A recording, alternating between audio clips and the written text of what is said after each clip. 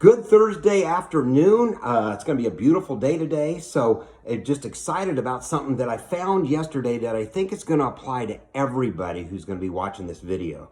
We're in a tough time, okay? No doubt there's just depression, frustration. All the news is so negative. I mean, and people have lost their jobs, money's tight. I mean, I know, I'm going through the same type of thing. So it's not easy right now. But last night I was reading in the Word and something popped out of me that just blew my mind. And it's a story most people, even most of you who've read the Bible through and through, may have missed, but it's a key story about how to handle what we're going through right now.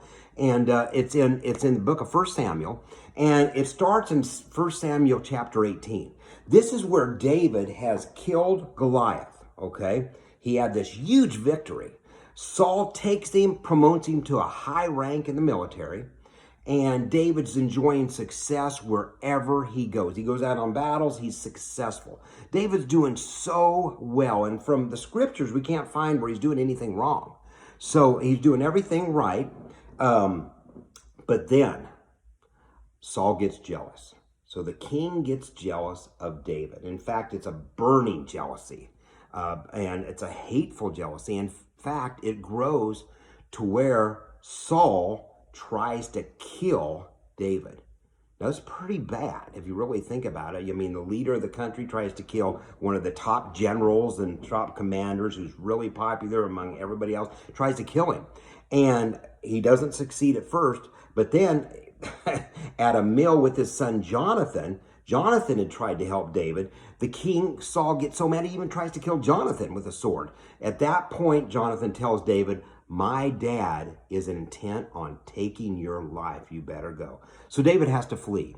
On his way, fleeing out and going and trying to go somewhere to save his life, he stops at a city named Nob.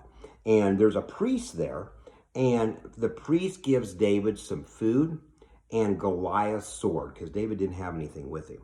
So David continues to flee from there. And in fact, David is so scared that in chapter 22, he takes his family, his parents, and he takes them to the king of Moab and has them stay there because he's afraid that Saul's going to kill them too. So David's in all this peril. Nothing's gone right.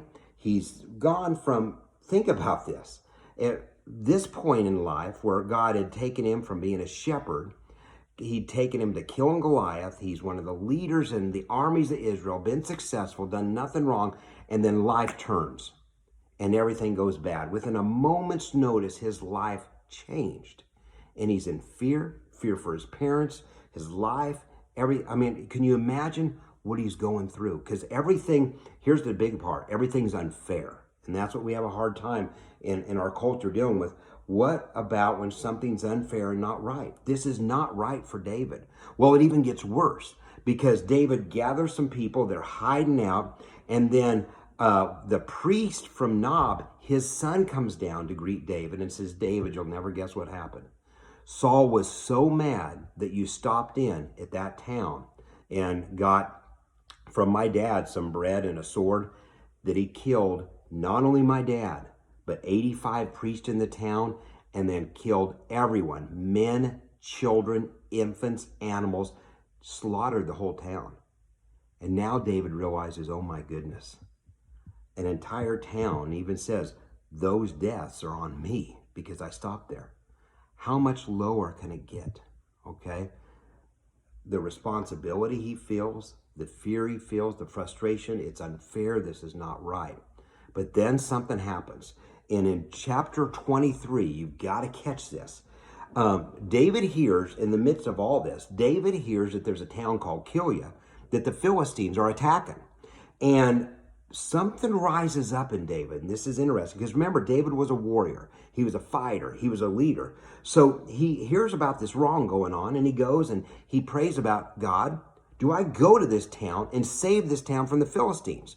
And the Lord says yes. So David, he'd be kind of like me. He'd get excited. He'd go grab his men and said, guys, we're going to go do this. But his men turn him down. And they say, here, we're hiding from Saul. We're trying to stay out of all this stuff. We're trying to hide for our lives. And you want to go save a town?